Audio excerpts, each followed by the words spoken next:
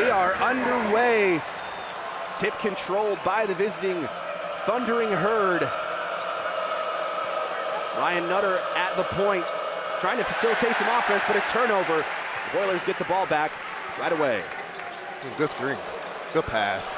Down the lane, layup and good for Kaufman-Renn, first points of the afternoon. You can see the spacing early. With Trey Kaufman-Renn playing that small 5-by, you have Cam Keide's a 40% three-point shooter. Miles Colvin can knock down a 3. Fletcher Lurie can knock down a 3. There's nowhere to help on that roll guy, which is why Braden Smith was able to knock that easy pass. Shot up and good from Mingo. Something to have to keep an eye on today. Marshall does have some offense. See how the Boilers can adjust defensively. Alley-oop to Miles Colvin. Back-to-back points for the Boilers. This really good execution, Craig. You asked, what is Coach Painter talking about in that last second coming out of the timeout? It's stacked. Just making sure everybody's on the same page, getting the lineups right. Miles Colvin come off a great back screen and finishing at the rim. Boilers look good in their first 2 possessions. To see if Marshall can answer. Nutter at the top of the key, facilitating, trying to figure it out. Nate Martin on the pass, able to finish. Knotted up at 4 now. Nutter did just a great job, staying under composure, not rushing, finding Nate Martin at the rim with a nice little shuffle pass, and the big fella was able to go up and finish. So 2 possessions each, 2 buckets. Boilers look good to pass. respond. One more. There you go. Heidi for 3. Good. Boilers lead by 3. Braden Smith with the unbelievable between the legs pocket pass to Trey Kaufman-Renn. Trey gives up good for better, and then Miles Colvin gives up better for best. Hits Cam Heide at the top of the key for an open 3. No Chili with the miss, rebounded by Braden Smith. The Boilers look to push. That one is going to be out of bounds. It's going to stay down here, Purdue ball. Corey Jackson, the head coach from Marshall, is trying to say, no, that's our ball, but the referee clears up the confusion, and the Boilers have the ball. You can just see the difference in spacing so early on in this ball game. Marshall has nowhere to help. If you help off one of those shooters, it's going to be a knockdown. Trey Kaufman-Renn just has so much space in the middle of the floor. There's the kick to Colvin, up and good. Back-to-back 3-pointers for the Purdue Boilermakers. We just talked about it, Craig. One play, Trey Kaufman-Renn is by himself in the middle of the lane. The next time down, they help off of Miles Colvin, try to stop the dive man, and Miles Colvin gets a wide open jumper. Drive to the lane. Missed by Martin. A late foul is going to be called. It's Trey Kaufman-Renn is who the call is on, so his first. Fans here in West Lafayette not a fan of that call.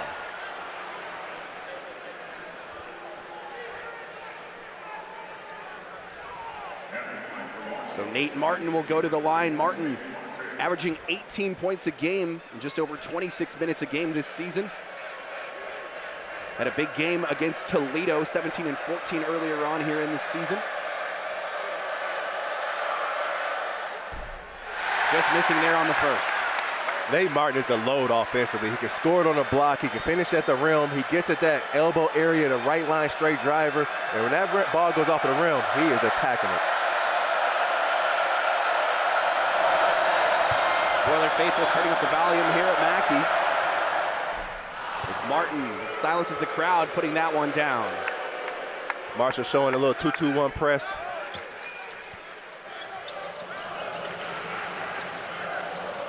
Boilers able to easily beat the press.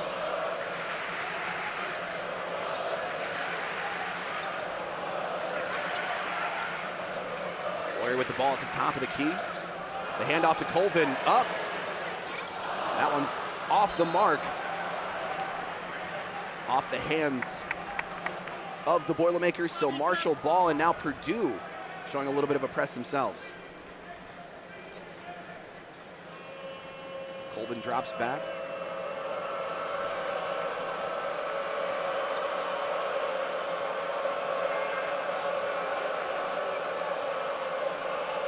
Nutter from the corner.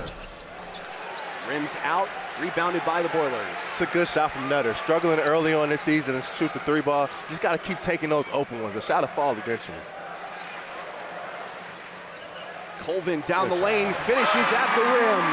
And that's a really good take by Miles Colvin. At times, he settles for that jumper so many times. Talking to Coach Thompson earlier today, they just want Miles Colvin to drive the basketball and be simple. When he has plays to take one, get to the rim, finish at the rim, go strong. That one is up and good for Obina Nochili, grad student from Lagos, Nigeria. 12-7 early on here.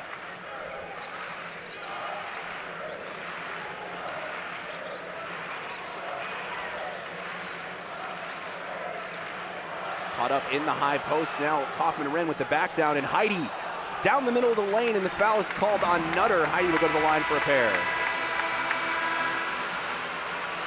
12-7 early on here. We step away for 60 seconds on Big Ten Plus.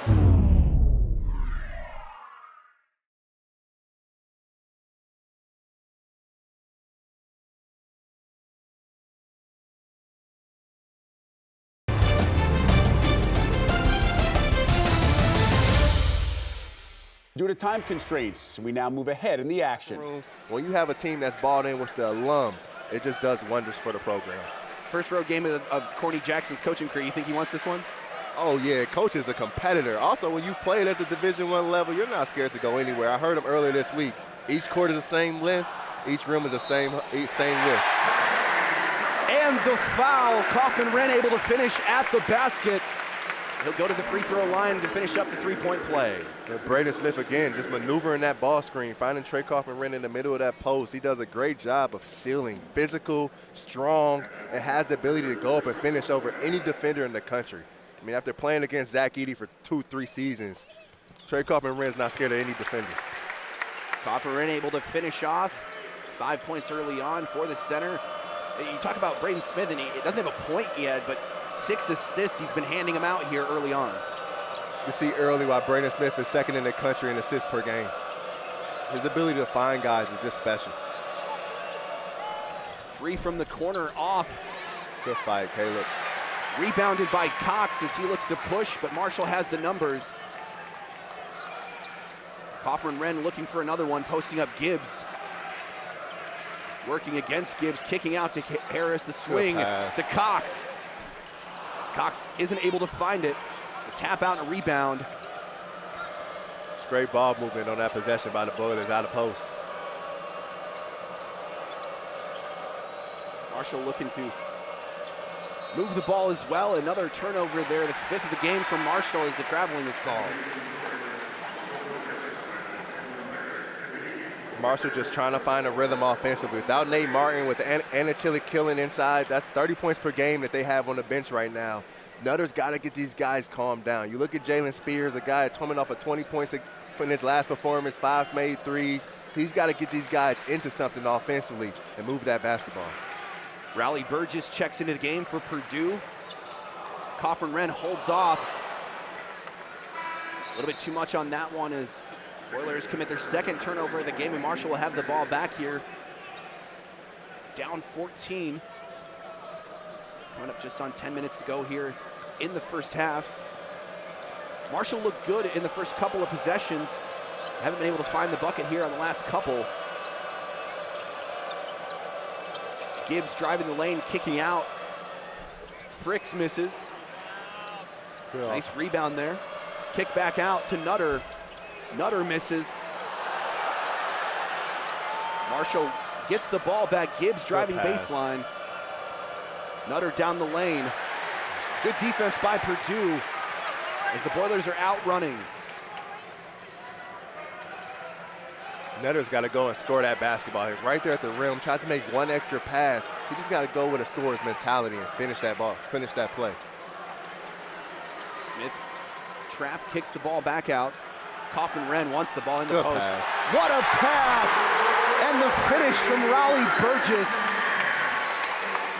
It's a Purdue staple. That basketball goes inside. The other big has to cut to the rim. Nate Martin decides to double. Riley Burgess makes a beautiful cut to the basket. Trey Kaufman-Renn with a great pass to him and a finish at the rim.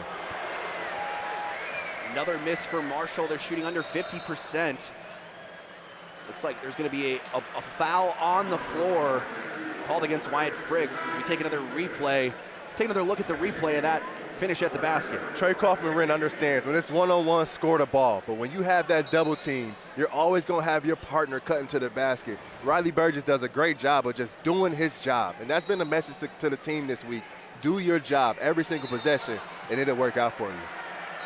Well, and you saw there on that one, it's almost like getting your hand caught in the cookie jar. Nate Martin comes over to help on Kaufman-Renn, and then, whoops, you lose the cutter going to the basket, and you pay for it. I mean, because Nate Martin's just doing his job defensively. He's ball side guy. When that basketball goes inside, his job is to come and double and get that basketball out of Trey Kaufman-Renn's hands. He's got to have a little bit of help on that backside. When he does go and double, someone's got to hit Riley Burgess. He can't just have a free walk to the rim and an easy catch and finish.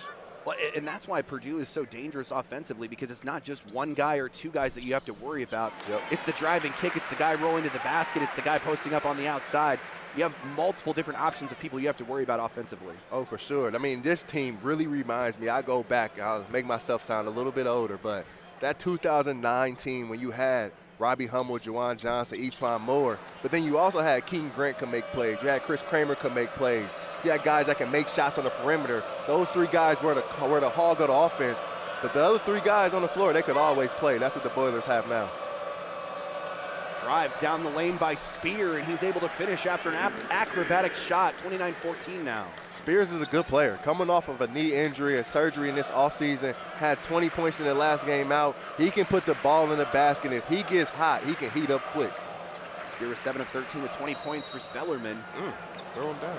As Kaufman-Renn hard to the ground. Starting to get a little physical here in this first half, partner.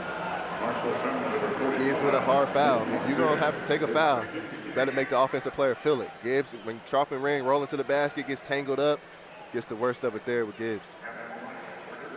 So Kaufman-Renn back to the free throw line. Already 6 points, 2 for 2 from the floor, 2 for 3. Make that 3 for 4 from the free throw line.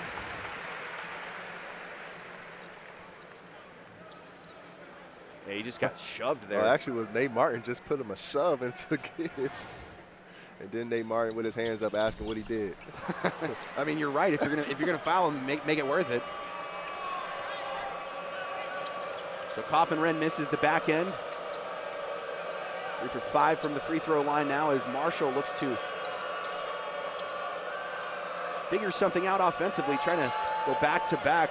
Boilers, quick hands defensively. Jakari Harris and Trey Kaufman-Renn, the Boilers outrunning.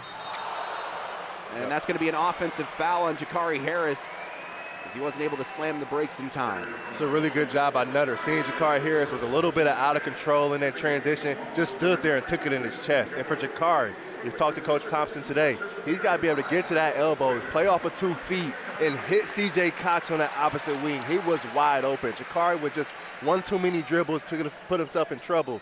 But Nutter did a great job of just taking that screen, taking that charge.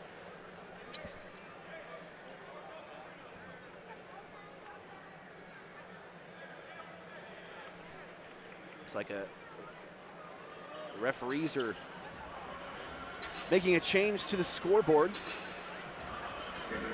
It's a nice graphic here at Mackey Arena. Let's rewind and try that again. So we will have a mulligan here on this inbound play.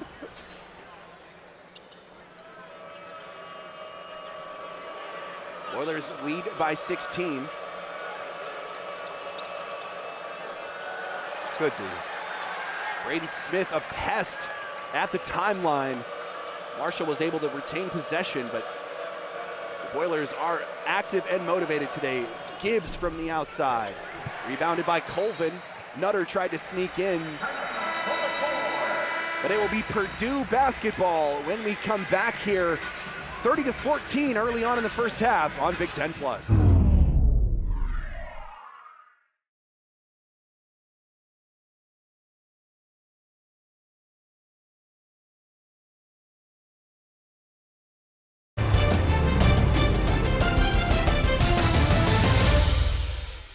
Due to time constraints, we now move ahead in the action. 2019, and it may look differently, but the difference between that team, they had 3 guys that can score, but they had guys that could defend at a high level that gave them a chance. 3 off there and miss.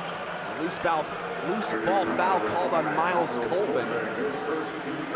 Miles Colvin has got to go hit on that possession. Got to embrace the physicality of the game. He can't rely on his athleticism to go and get that rebound. When that shot goes up, he's got to find Gibbs and be physical and root him out of there and not just go jump at the ball. 5 offensive rebounds for the Marshall Thundering Herd. Their 5th earned them another possession here. Really struggling to get into the lane against the Purdue Boilermakers as that one from the corner is off. But Martin's able to tip that one out. The 6th offensive rebound for Marshall. And they're going to say Gibbs stepped on the line. So the 11th turnover for Marshall, and the Boilers will have the ball back. Gibbs just got to have a better awareness of where he is on the floor. It's a great idea, great decision by Dawson to get that basketball to him. Just stepped out of bounds before he catched it, before he caught it. Under 3 minutes to go here in half number 1. Purdue hasn't had a field goal in the last 7 minutes. And that will continue. A foul from Caleb First as he grabs his collarbone.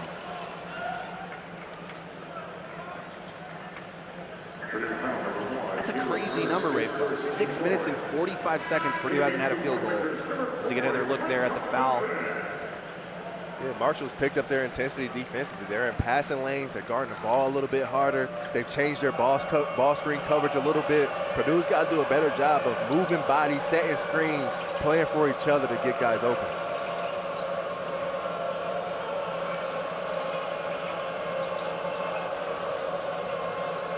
Spear off the screen, out to Dawson.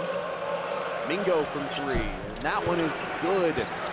Only the 2nd 3-point field goal of the game for Marshall, 33-19. This game could be really interesting if Marshall's able to put down a couple more of those 3-pointers. Yeah, Mingo doesn't take a lot of them, but he shoots a good percentage on limited value. You got to close out to him. He's not a scrub. Foul called in the post. Martin and Trey Kaufman-Wren getting involved. Taking a look at that one. Gibbs just getting his hand in the cookie jar. Catching Cam Heidi with a nice little elbow at the chin. Cam Heidi getting himself to the line for a double bonus.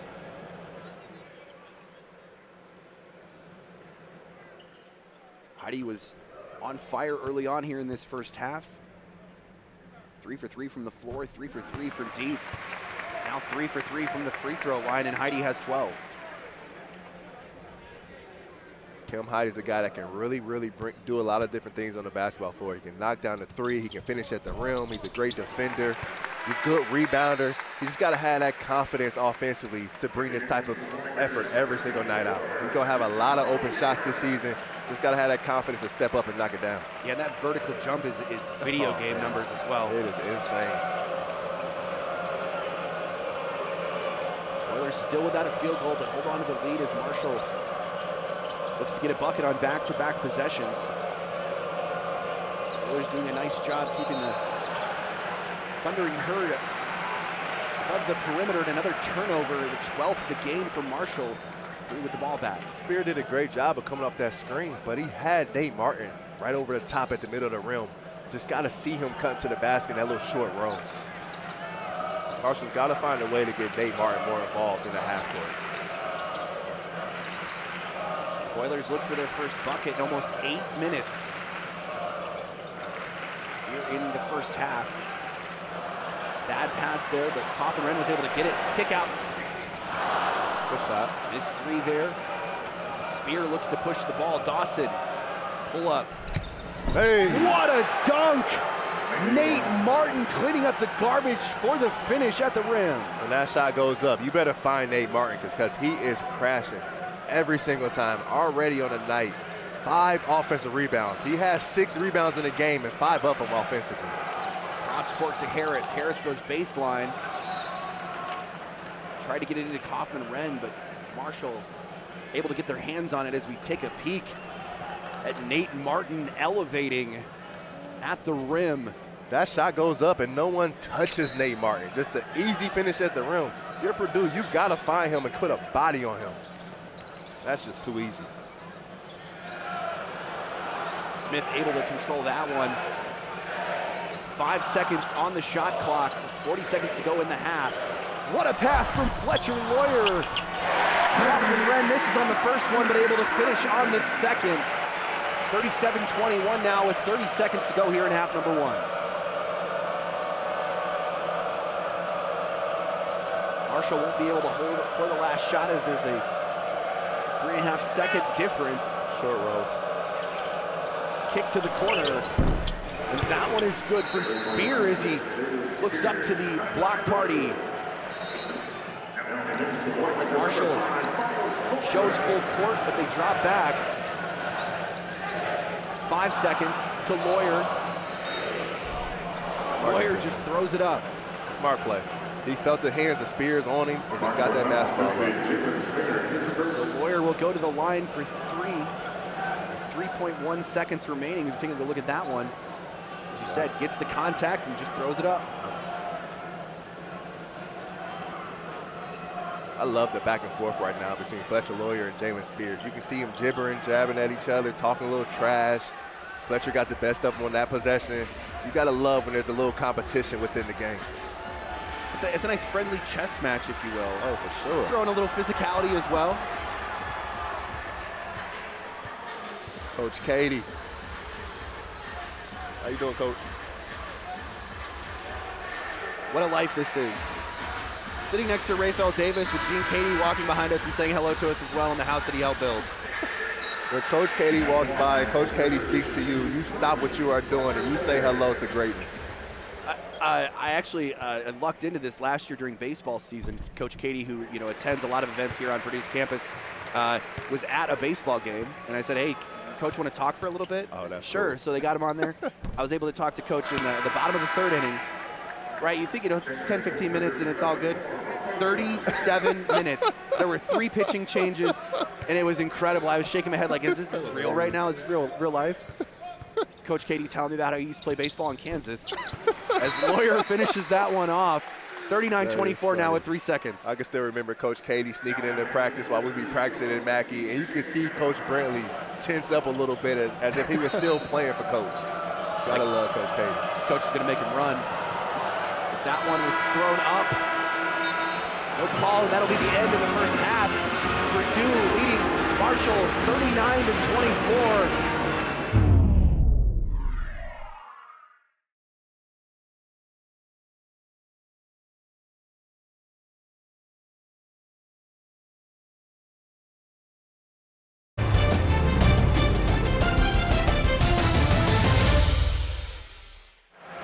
Quick foul here to start the second half, and as my partner dreams of line drills in his head and the pass, you see the replay there, a foul on Martin to start things off, and not what you want if you're the Marshall Thunder and Herd. Nate Martin, somebody that you need to keep on the floor here in the second half.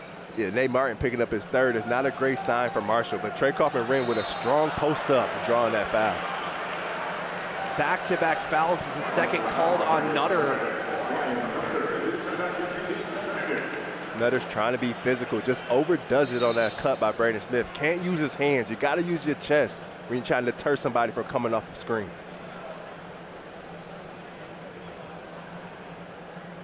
Julie Edie and Lance Jones with a nice big hug on the sideline. You just got to love to see that. It's been the biggest reaction we've heard here today. I mean, Gene Katie's here, Lance Jones is here, and the biggest reaction of the day is Julia Edie and the Boilermaker faithful thanking her for all of the efforts her son delivered here on this campus. A Final Four appearance last season, a national championship appearance last season. The ultimate team mom. She's like the designated Purdue mom forever. Kaufman-Renn backing down and finishing. And that's what Coach Painter wants. When Trey Kaufman-Renn is on that block and it's 1-on-1, go score the basketball, young fella. If they bring help, find an open man. But if they're going to stay single coverage, Trey Kaufman-Renn has got to score that ball every time. Well, it seems like both teams got away from their big man in the post late in the second half. Trey Kaufman-Renn for the Boilers. Martin for the Thundering Herd. Boilers playing good defense again, but a foul on Miles Colvin.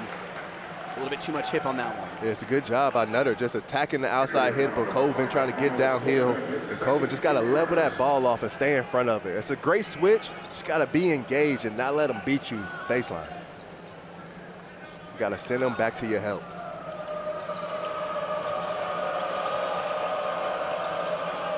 Out to Nutter. Thought about it, pulls it back out. In the post. And a foul is going to be called on Trey Kaufman-Renn. Tough break there, but a nice move in the post. See here. Yeah, Miles Colvin just gets his hand caught in the cookie jar there, right there. Miles Colvin and Cam Heide have got to have better communication on that ball screen. They're either switching it or they're not. Right there, they just didn't talk it through. That's why Anna Chillikillen got that roll. Now they're shooting for fries, right? He missed this one. Everybody get fries? Everybody gets fries. I love the fries. I like the fries, but man, there's just something about the free chicken tendies. And oh, for sure. Going from chicken tenders to fries, I mean, that's a downgrade, right? But I get it. 14,000 people can't get chicken nuggets every time. No, and being here from West Lafayette, the line at the chicken place afterwards was ridiculous. Back to Kaufman-Renn in the post. Kaufman-Renn backing down with the hook. Loses the ball in the air, not able to finish, but he gets his own rebound. Kaufman-Renn says, I'll do it myself, and finishes at the rim. I love that decision by Trey Kaufman-Renn. He fights for that offensive rebound. He lets the defense clear, sees he's one-on-one, and instead of kicking it out or reposting, he just goes and scores right over the top of Anna Chillikillen. Great patience for the junior, and now Marshall looking to do the same. Good help, Brady Smith. Kick out to Nutter. Nutter getting the ball back baseline. In the corner. Can't find it, but a nice offensive rebound for Marshall. Dawson with the board, and then another foul for Purdue. So 3 quick fouls here. We haven't even played 2 minutes in the second half. And that was really good defense by the Boilermakers. They were helping the helper. They were recovering. 5 guys were squirming all over the floor, and that shot goes up. You just got to find somebody and get them out of there. Can't just attack the rim. First foul of the game for Braden Smith, and that's another foul. Camden Heide with the call. So 4 fouls now here, and we've played 1 minute and 56 seconds. Referees trying to limit the physicality here in the second half. Good D. Baseline fade. Not able to finish, but Heide with the board.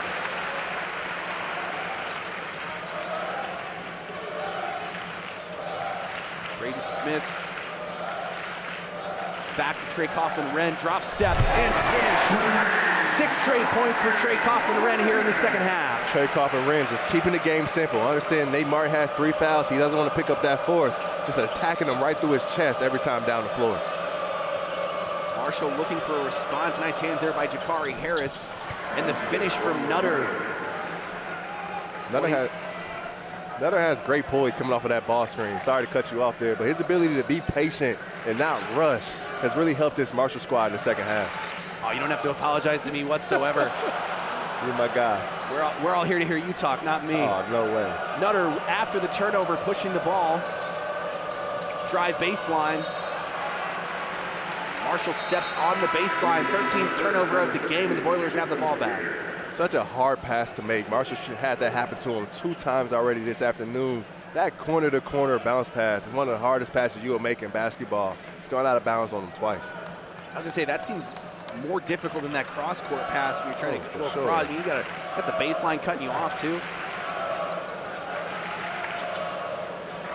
Braden Smith. Good pass. One more time, Trey Kaufman-Renn, 8 straight points. This is Kaufman-Renn now with 18, point above his season average. Fade and finish. Ooh, those count. What a shot from No Chili. Able to finish that one off. That was a tough fadeaway to the corner. And a Chillikillen showing he could put the ball in the hole. Lawyer off the screen. Can't find it, and Marshall.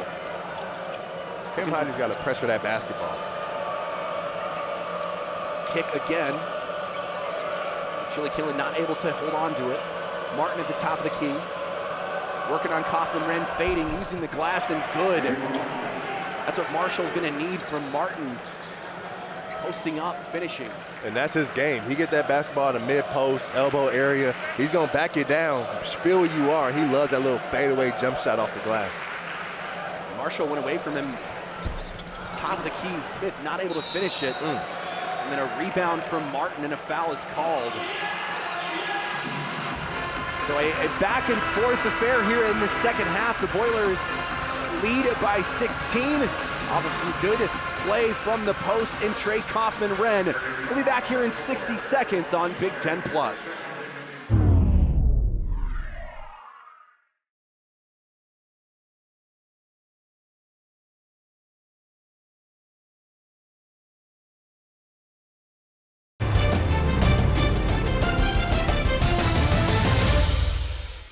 Due to time constraints, we now move ahead in the action. Next 11 minutes.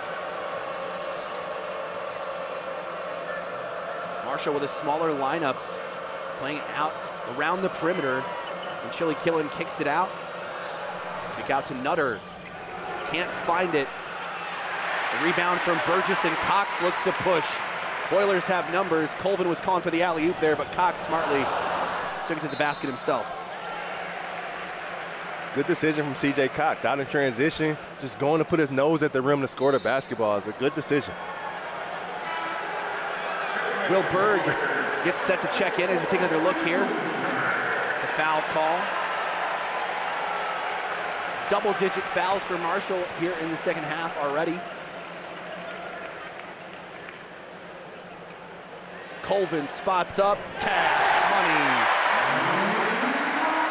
63-32 now, Purdue extending the lead. It's great execution from Purdue. And Chili Killen with the pass. Foul called at the hoop. Looks like it's going to be on Raleigh Burgess. He disagrees with the call. Thundering Herd will head to the line for a couple. It's a great back cut by Moore, getting himself to the basket. Riley Burgess has got to square that up. You can't get behind that shooter. You got to square it up and take it in the chest when you're trying to contest that shot. Kai Spears at the line. The redshirt sophomore finds the first one. 4 of 7 from the free throw line is the Thundering Herd here in this game. Which is insane. You look next to that, and the Purdue's been to the free throw line 30 times here already. 22 of 29. Coach Painter stresses, defend without fouling, and be physical, but don't foul. And you can see it's paying off for Purdue in this one. Well, and that's what you hear. You hear a lot of chatter about how they don't ever call fouls on Purdue. No, it's just Purdue moves their feet defensively, keeps their hands up, and is able to get in front of the defender as opposed to having to put hands on. Oh, for sure. Just something that Coach Painter does a great job of teaching and expressing to his team. Harris from range. Can't find it. C.J. Cox with the board. Boilers pull it back out and reset. Colvin driving down. Foul called on Jacob Gibbs. So Miles Colvin will go to the line for a pair. I love Miles Colvin, his instincts to attack in this game. I mean, you look at that in Marquette game, Purdue was outscored by 16 in the paint, and it was just too many jump shots. It was too soft, in my opinion. They didn't have a guy driving the lane, trying to make plays, getting 2 feet in the paint. You think a season ago, it was Lance Jones breaking guys down off the dribble, getting into the lane and making plays. Purdue's got to have somebody step into that role this season. It can't just be Braden Smith off of a ball screen every single possession or a Fletcher Lawyer 3. They've got to have guys be able to create off the dribble, especially when that shot clock gets to going down. Colvin with 11 points was good on the first one. Finishes off the second. Colvin now with 12 points. Now, is that what you were talking about? Is that a choice? Is that, you know, the guys getting this opportunity, the freshmen, sophomores coming in here into the game? Is that them choosing, to off the dribble instead of just settling for the jump shot? I think it's just a mentality. I mean, just a tough mindset. You saw Jakari Harris drive the ball and make a play for others. You've seen Miles Colvin get to the basket, get fouled, get to the free throw line. C.J. Cox is doing a little bit more of it. And those are 3 guys that really struggle. You look at that Marquette game, those 3 guys go 0 for 11, don't score. And this one, they're able to get to the free throw line and make some plays. Rebound by Cox, foul called on Spears.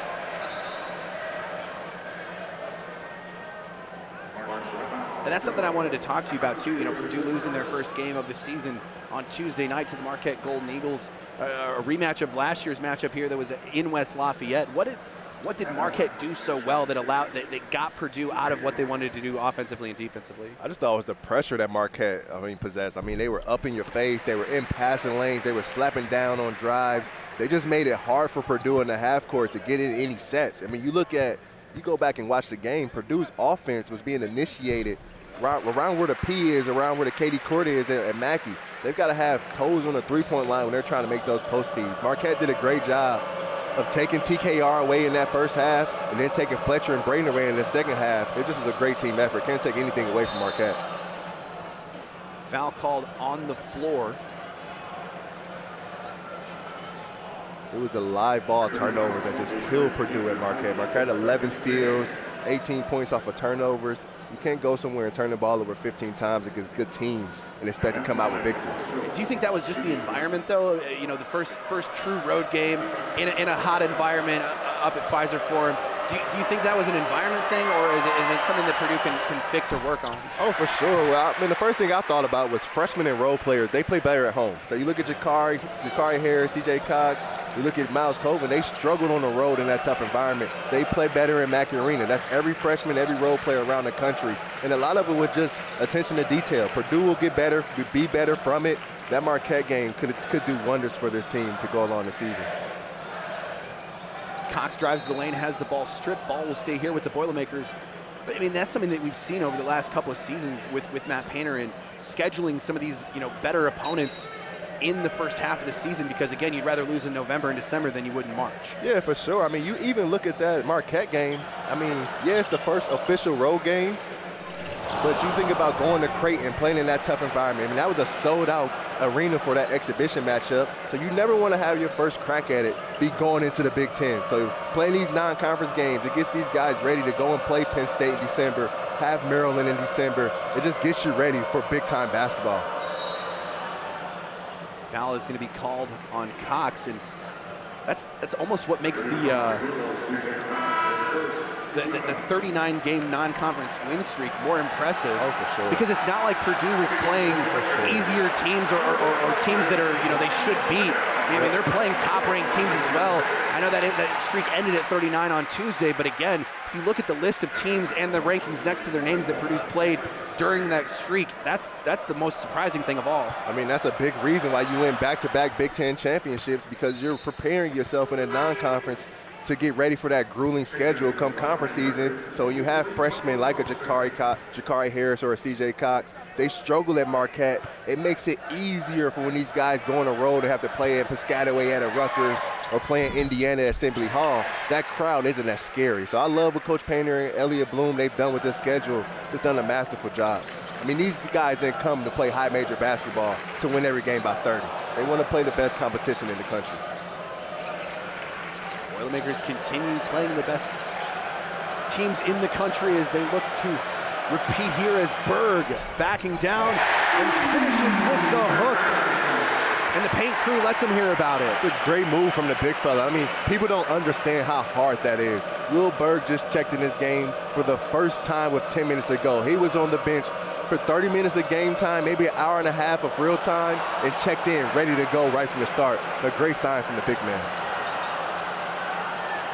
Turnover from at half court gives Marshall the ball back, but that's something I noticed yesterday at practice.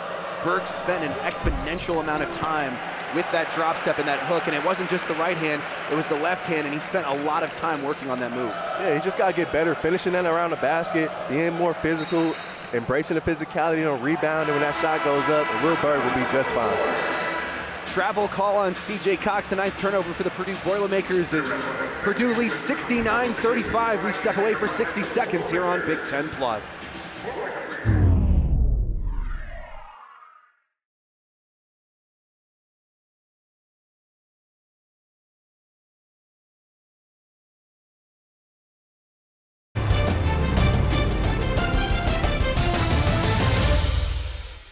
Due to time constraints, we now move ahead in the action. At times, just got to find a way to start knocking some shots down. When this Marshall team starts making shots, they be special. Waddell blocked at the hoop. Waddell not giving up on the play defensively. Cox was looking for it, didn't see Waddell behind him. Matt Painter looking to clear the bench here as Cox goes to the basket and lays it off the glass for two. C.J. Cox with 4 points today. And now both coaches will clear the benches. It's like Jace Rail coming in for the Boilers, Sam King, Jack Lusk, joining Brian Waddell and C.J. Cox. And for Marshall, Creighton Thieneman, Gibbs brothers, also Kyson Pruitt, Harding in the post, in the corner. Out of bounds, off Marshall, it'll be Purdue ball with 1 minute and 27 seconds to go. Purdue's got to find a way to get my guy Jace Royal a shot here. Oh man, I heard a couple of students earlier on campus this week talking about, man, how loud they would be if Jace Rail got one. Rail looking for it. Calling for it. King to the bucket. Off Marshall, it'll stay here with the Boilers, and that ball got close to Jace Rail, and you just heard like a hum over the crowd, like you can see him jumping up and down, calling for the ball. It's like Zach Edey hitting a 3 levels of excitement here in Mackey Arena. Got that Tommy Luce effect. Cox with the ankle breaker, not able to finish. Some hustle from the Boilers. Lance Jones over there trying to keep King on the floor. You just love Purdue still hustling. You're up 40, got guys still diving on the ball for loose balls, playing to the final minute. Minute to go here. Purdue leads 80-40. Pruitt at the top of the key. Swings it out in the post.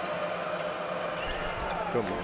Nice hook and finish from Harding. The first basket for Marshall. An extended period of time as we come up on 40 seconds to go.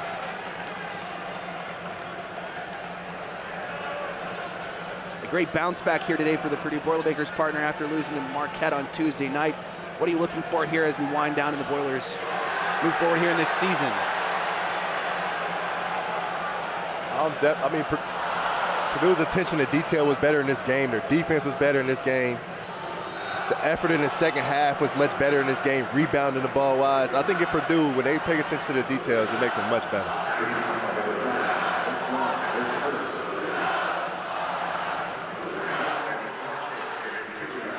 Harding at the free throw line for Marshall as the paint crew starting their end of game tradition.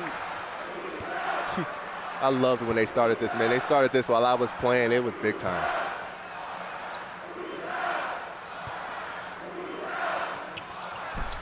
It's one of the beauties of being a father. My son gets to come home every day now and ask me whose house. He knows. That one is tipped in with 10 seconds to go. I always come home from a broadcast and he goes, Dad, did they let him know whose house it was tonight? Like, yes, son, they did. Gotta start doing that with my kids every time they wake up. Whose house? Our house. That is funny, man. That's good stuff, Craig. So under 10 seconds to go, Purdue is going to get the 80-45 victory here over the Marshall Thundering Herd here on a Saturday basketball afternoon in West Lafayette.